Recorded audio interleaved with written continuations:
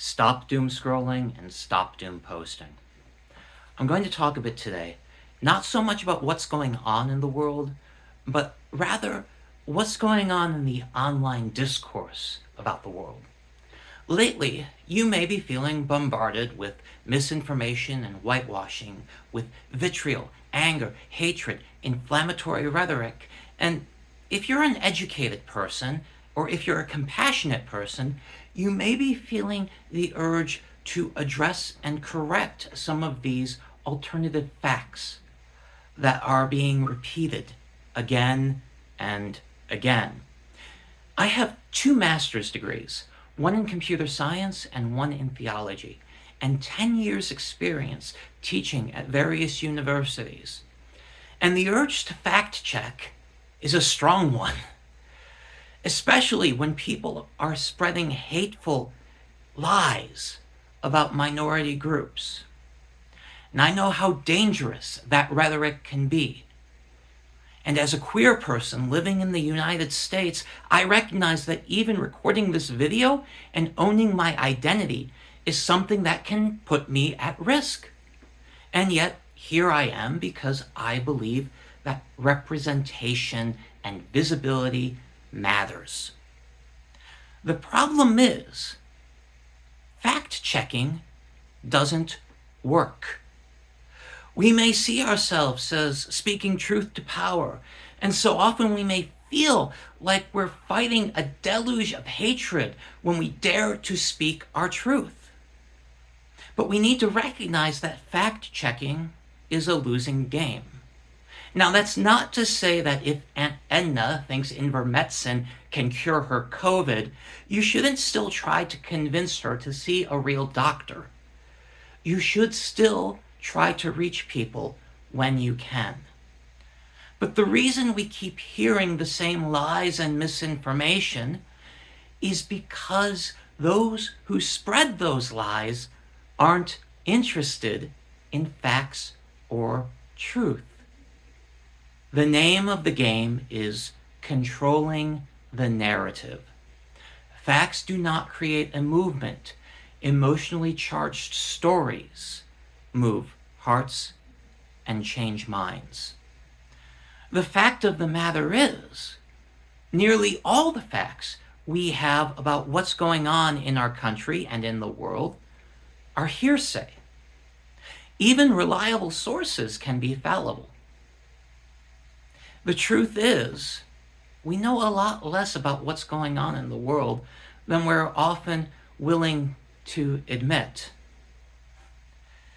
And when we remember that at the back of that hatred and vitriol is a human being, and when we remember that hatred is so often a mask for pain and frustration, no one is born hateful.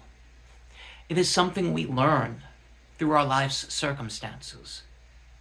The need to control the narrative comes from that feeling of so much of one's own life seeming so out of control. And that feeling seems prevalent right now on all sides. We found ourselves in a time of rapid acceleration. And as society changes and the world feels so much smaller now, and so much information and so much media is now globally available, we might understand why some people may feel frightened and out of control.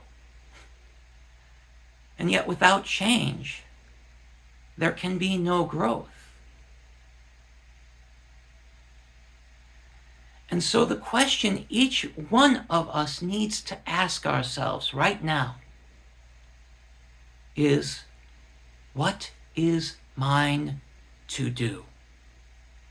And we can't answer that question with our minds.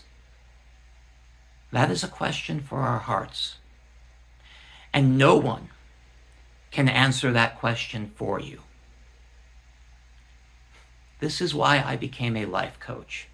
I asked myself not just what is mine to do, but what is the best way I can do it. I recognized a need for change in my own life and a need for support in moving forward.